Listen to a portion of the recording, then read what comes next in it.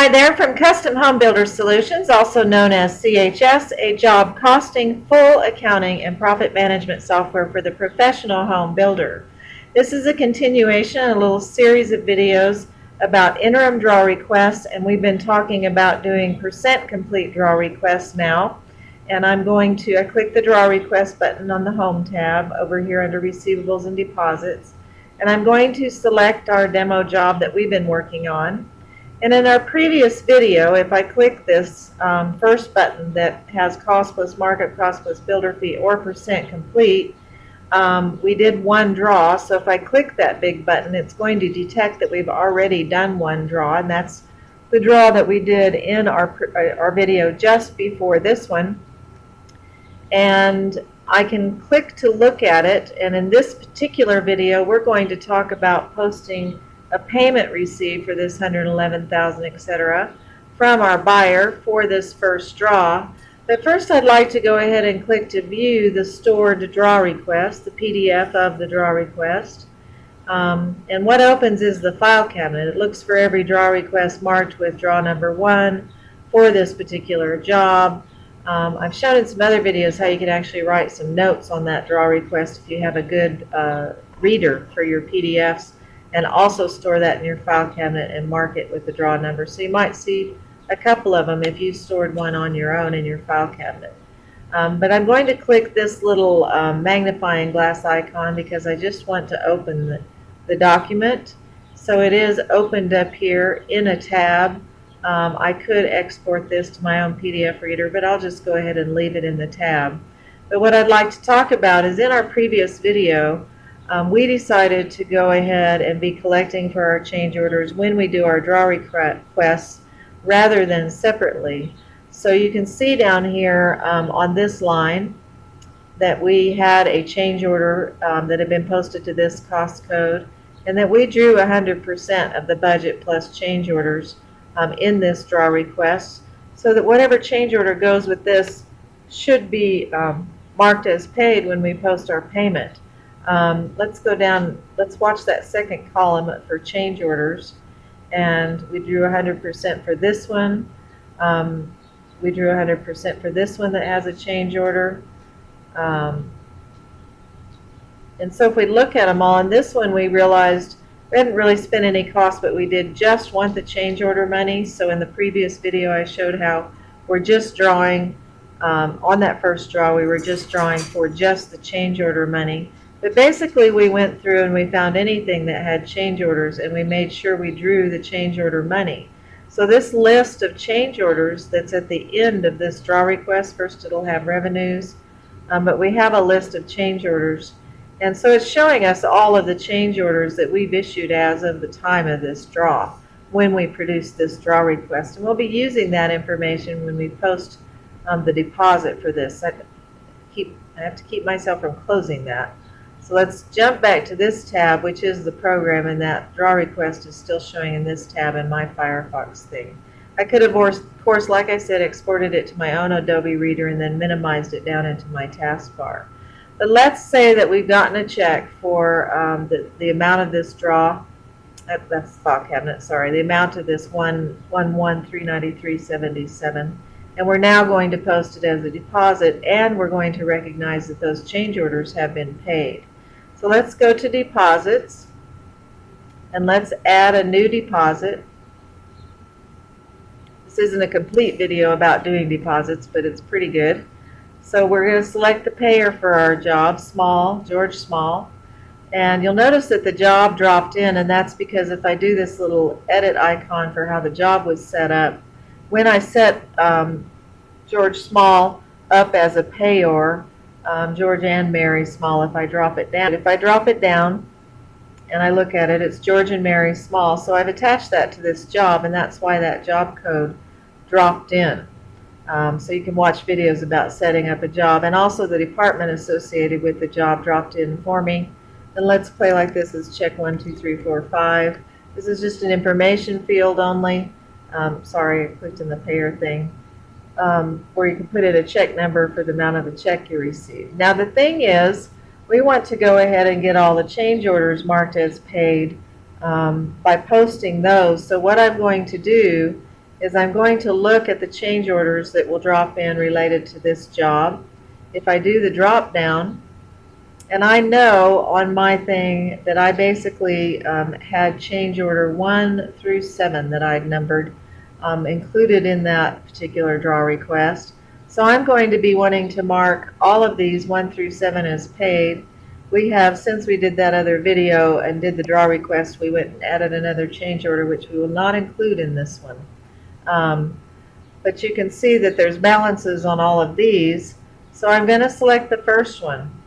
And then what drops in over here is a deposit category, a change order, because I selected a change order, but I'm actually going to change that to interim draw because I'm actually including this change order payment in an interim draw payment.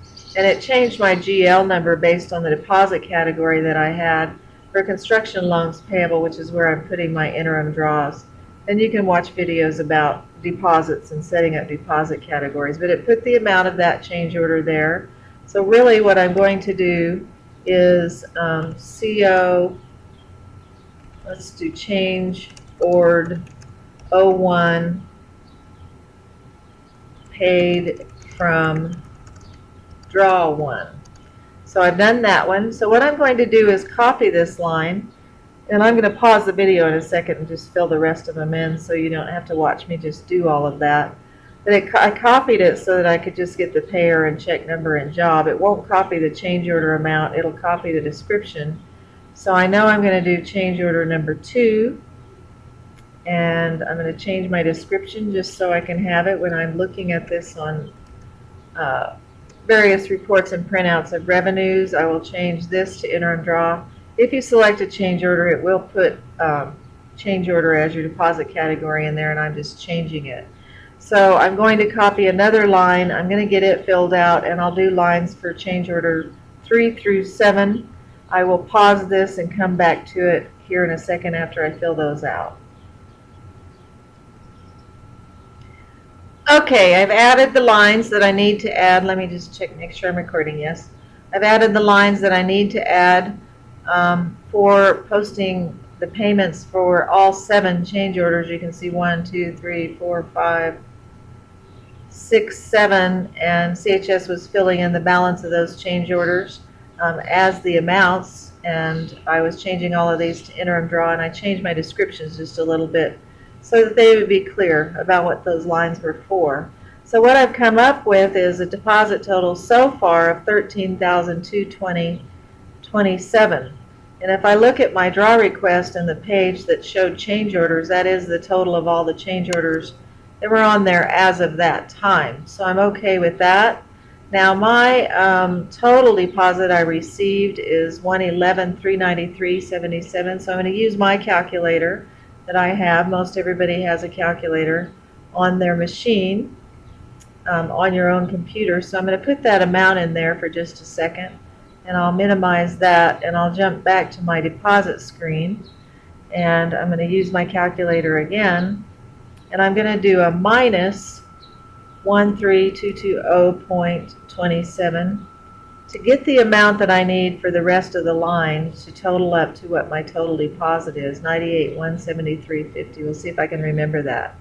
So now what I'm going to do is I'm still going to copy the line to make one final line and not select a change order and change my description to balance of draw 1 without COs maybe. And I'll still use my interim draw deposit category because I want all of these to go to construction loans payable and be under interim draws just because. And of course I forgot the amount, $98,173.50. And so $111,393.77 is the amount of the check that I got for that draw, so I'm good with that. We'll select our bank account we've been using for construction. That's where we deposited the check we received from them, and we'll just use today as the date. The deposit ID number fills in for you by CHS, but if there's some deposit ID control you're doing, you could of course type your own in there for the ID number. That's what batches this whole deposit together. So I'm going to go ahead and submit that deposit. It says it's submitting it and tells me my resulting cash balance after that deposit. But let's jump over here real quick to change orders for just a second. And let's select that demo job. And one of the things that you get, a link down here, is to show change orders and payments database for the job. So you can see all these change order 01, 02, 03, and if you watch this column, those have all been, the payments all been posted, and we can see that that was from draw 1 because of the description that we did for those deposits. So all of these are posted, all of those are posted as 0. Then we come back down to the last change order that I actually did after the draw that we would collect in our second draw. And we'll see how that's done in the next video. We're going to do one more % complete draw before we're done with this. But if I close this and I go back to my draw request menu and I take a look at revenues received for that job now, you can see that we have our down payment here, and then under interim draw we have this amount, $111,393.77. We could have left a change order deposit category on that so that it would group by change orders if we wanted, but we're trying to actually sort of make it clear that we actually paid for these various change orders. And by putting the description that I did, 07, 06, 05 change order in there and taking a little time out to do that, that actually becomes very clear that we were paying for change orders in this one draw, for draw 1, and we say draw 1 on all of these. So that's how you would post the payment received for a % complete draw that you did also draw for the change order money. In the first video about creating that % complete draw, I did show how you could remove the change order money from the interim draw request if you are collecting, for change orders on their own, separate checks from the customer. But again, I almost suggest that you go ahead and let it be included in your interim draw so that you don't get any weird crossovers. In the end, when you finally do near the end of a job a contract balance report, it'll all sort of wash because it'll just add up all the revenues that you received, however you received them. So there's our original price, plus our approved change orders, plus we've talked about how CHS will calculate allowance over unders and a current revised price, and then less the total revenues received, and there's the balance basically owed by the customer. This will be more meaningful later towards the end of the job after you receive lots more revenues, but it'll all wash whichever decision you make about collecting change orders via your interim draws, or if you collect them separately.